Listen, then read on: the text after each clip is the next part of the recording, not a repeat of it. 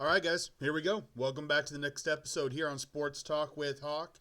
Let's get into the NBA Finals, a complete recap, and talk about some of the news that took place over the last couple days with contracts, trades, etc. Here we go.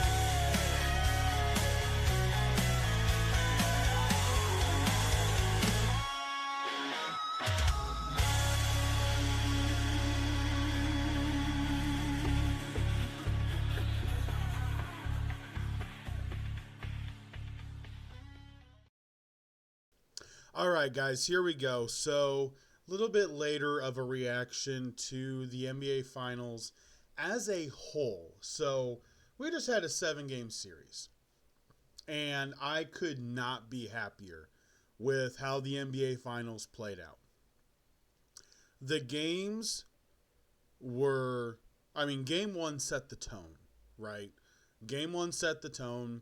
No lead is safe. These teams are always going to fight. That's what it laid out.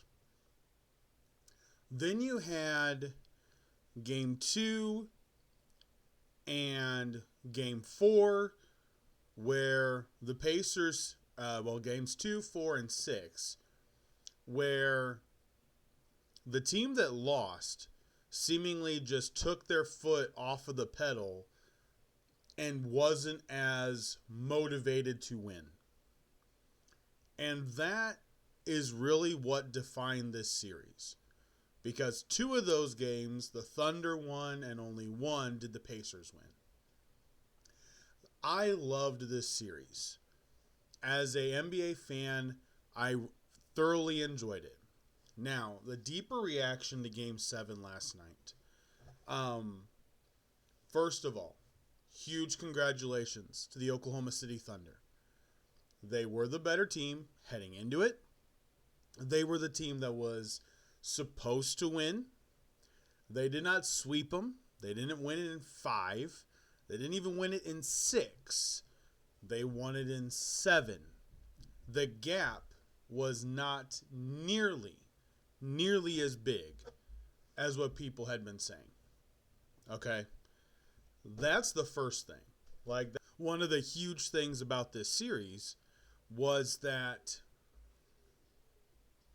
the games and the matchups really mattered.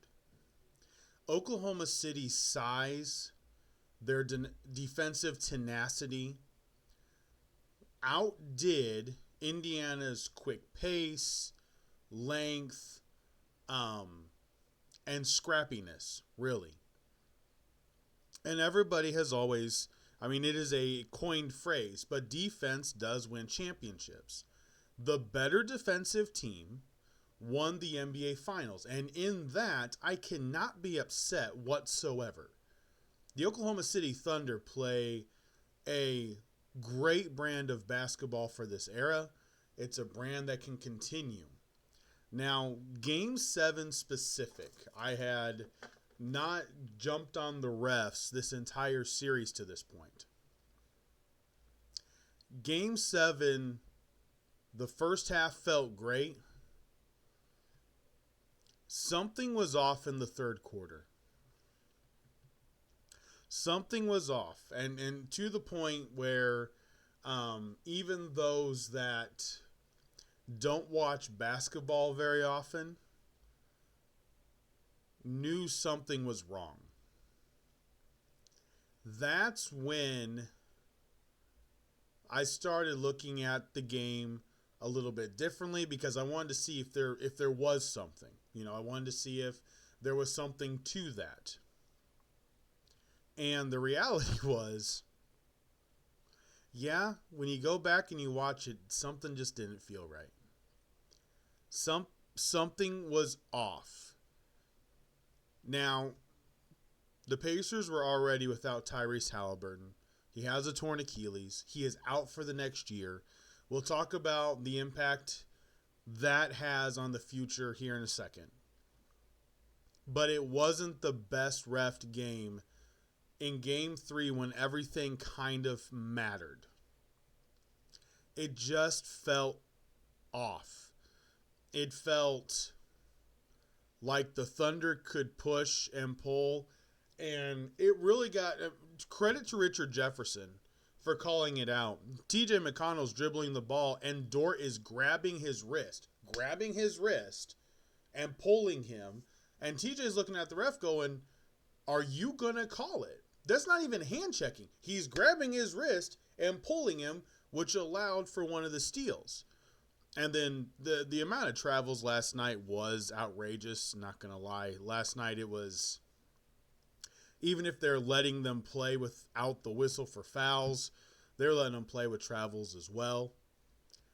Now, here's one thing I'm not going to say. I am not going to say that this is an asterisk championship. The Thunder won the NBA championship. We had 6 games where both teams were straight up playing hard. Would it have been a lot better if the Thunder would have beaten a full-strength Pacers team? Haliburton was already injured in Game 6 and played outstanding. And he started the game outstanding. Did they end up beating the best team that they could have played in Game 7? No, they did not. And any Oklahoma City fan that wants to argue that point, you didn't. I'm not saying that you didn't win the championship. I'm saying just like in a game where if the star quarterback, if Mahomes were to go out or Jackson were to go out in a big-time game in the first quarter, you would feel differently about how that team beat them at the end. Tyrese Haliburton is one of the biggest ball handlers on the Indiana Pacers. He was playing as if it was life or death, and he was playing really well. So no, you didn't beat the best version of the team for the Game 7 championship, but you won it. I'm not putting an asterisk next to it, but two things can be true. The Thunder won and are champions, but they didn't beat the team at its full strength, so there's still going to be questions. Two things can be true. And that's really what Indy is going to be struggling with for probably the next year and a half. While Haliburton is out, I think it does change what we do in the offseason. So let's jump into the offseason. Number 1, Kevin Durant.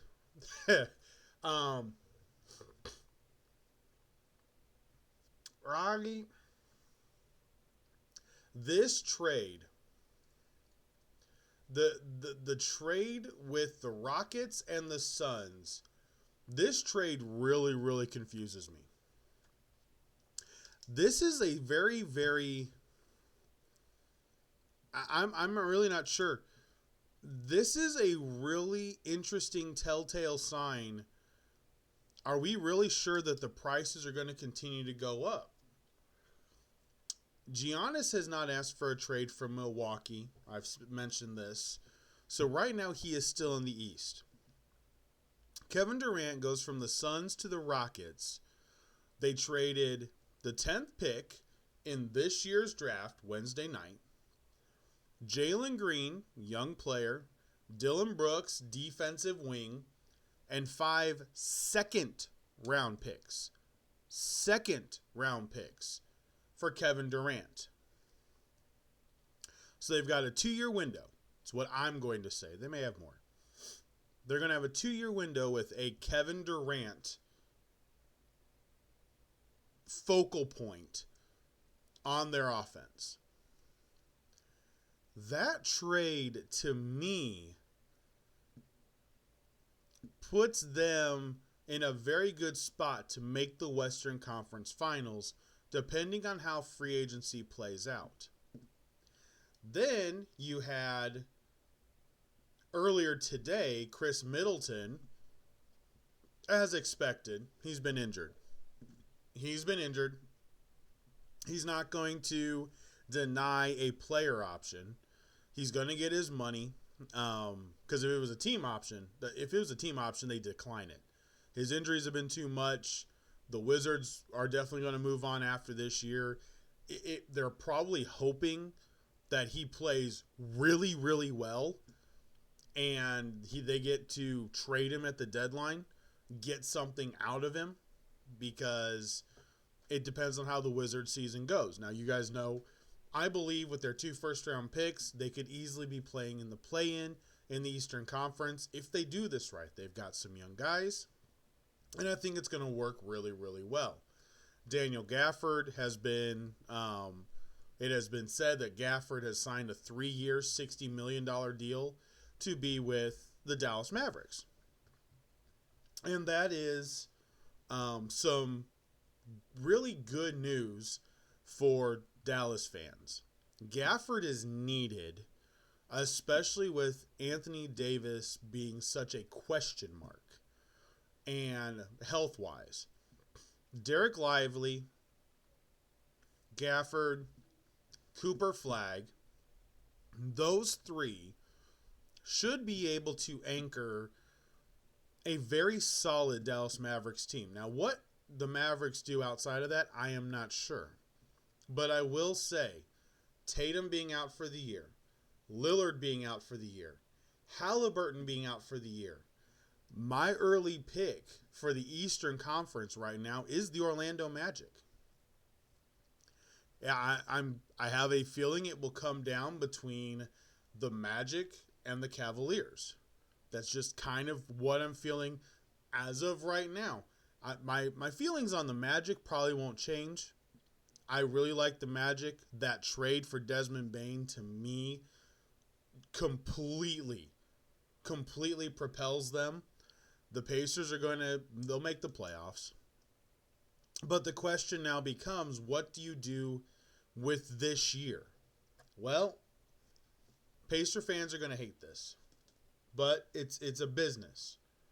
And you've got to look at it as what it is. I would now, since you know this year is basically a wash, you're not doing it. You're not going to do anything without Halliburton. And he costs way too much money. So, I guess, no. I think they gotta let Turner walk. And in letting Turner walk, I think you then have to plan for the future.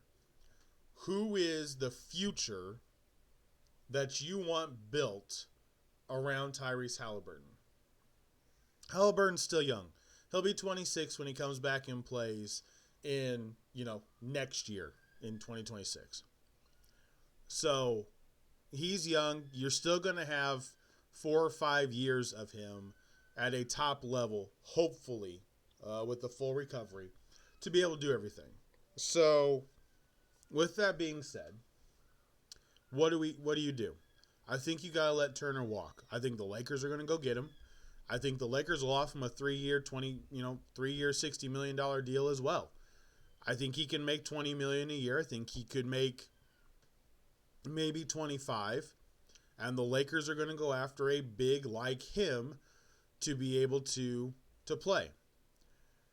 Then you really got to look at who's going to be the guard around you. Mathurin and Nesmith, I believe, are way too valuable to get rid of. I like Ben Shepherd. I'm still getting rid of Nembhard. You got to get rid of Nembhard. And I believe that opens up the cap enough. And starting next year, you have all your draft picks. Next year, you're going to have a, early 20s, maybe late teens draft pick. And that's going to be okay. NIL is going to make it better for college basketball. It's going to make it better for the NBA draft. Players will be drafted, and they will be immediate contributing players, which is huge. So starting next year, you have all your first round draft picks for the next 6 years. I think that's huge. I would trade Nembhard this offseason. Get, I'd go get guards. I mean, Tyrese is out. I would start Mathurin next year with Nesmith, Siakam, have Shepherd be the backup 2 guard. You've already got McConnell as the backup PG. I don't think you start McConnell. I think his role as the 6th man is way too valuable. Obi Toppin needs to stay at that second level. So I think you bring in just go get somebody who can play with this group. A young guy that can play with this group. And honestly, just get a young guard. Just get a young guard, and don't stress anything. I really don't think this is the year to stress. I'm kind of like relaxed as far as everything is concerned. With the way that all this is now played out, Durant didn't come to the East. Giannis is currently still here. We'll see what the Nets are able to do with their 4 first-round draft picks. The East is in a fluctuating point at this time, and I was listening to somebody who was talking the other day. The West has the better GMs.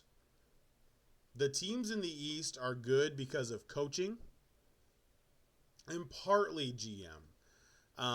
The Pacers are good because of Rick Carlisle. The Knicks were good because of Thibodeau, and they spent money, but they had no bench.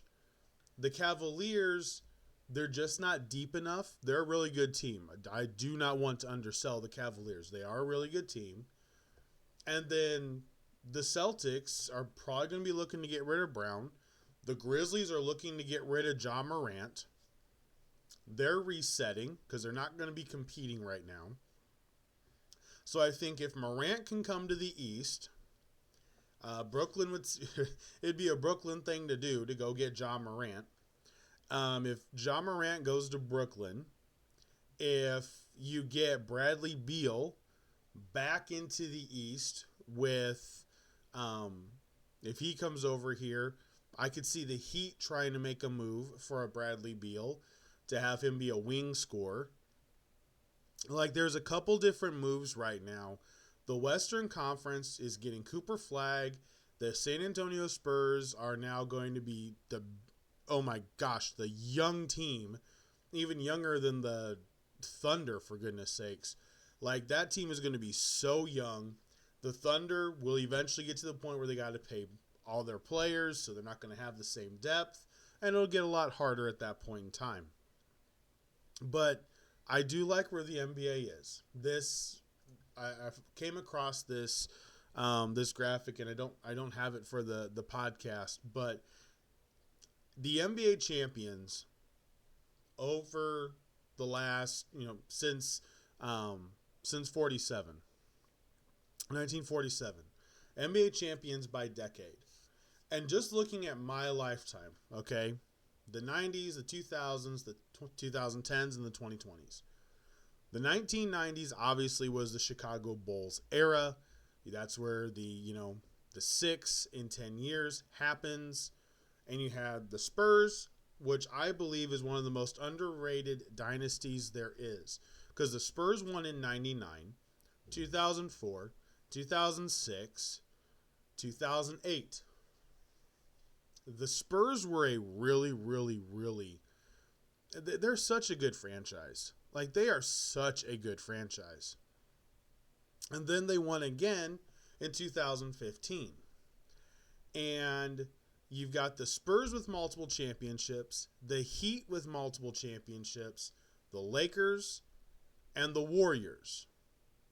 Those are your teams with multiple championships, and the Boston Celtics, the Kevin Garnett Celtics with Paul Pierce, and then the Jason Tatum Celtics.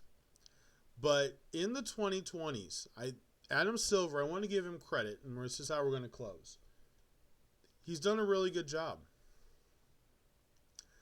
2020, Lakers, bubble. That one has an asterisk. That one will always have an asterisk. Deal with it. That team was injured. That Laker team was not making a run in the playoffs or the playoffs in general.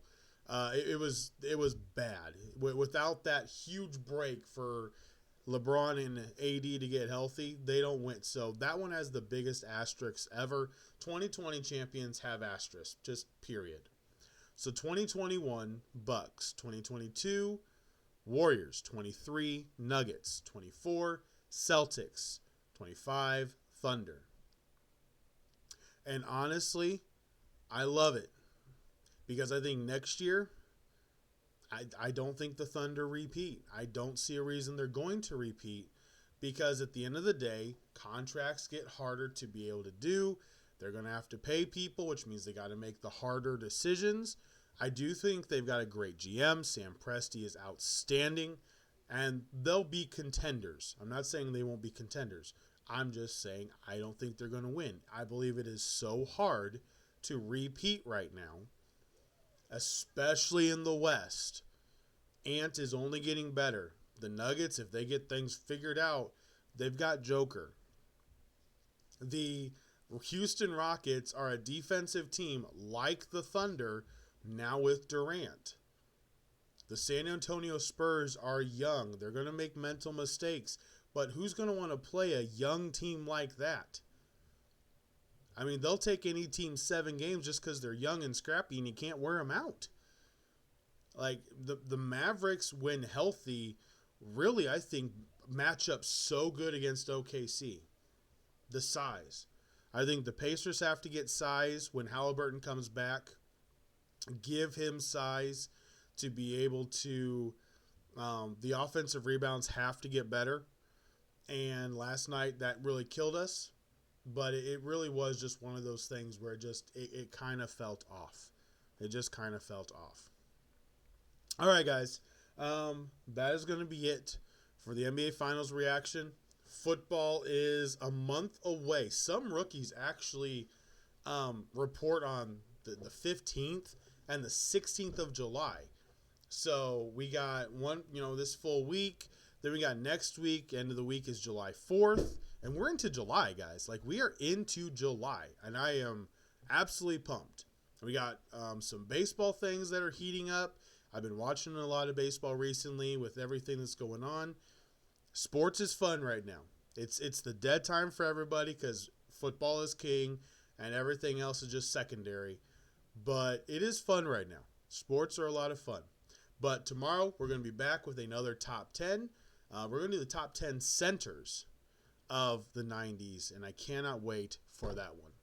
Thank you guys so much for hanging out. Congratulations to the Oklahoma City Thunder once again on being 2025 NBA champions. Congratulations. Make sure to like and subscribe and ring that bell so that every time that I drop a video, you guys get notified. I appreciate it. Have a fantastic rest of your evening. Make it the best Tuesday you can. For Sports Talk with Hawk, I am Hawk, and I'm out. Have a great night.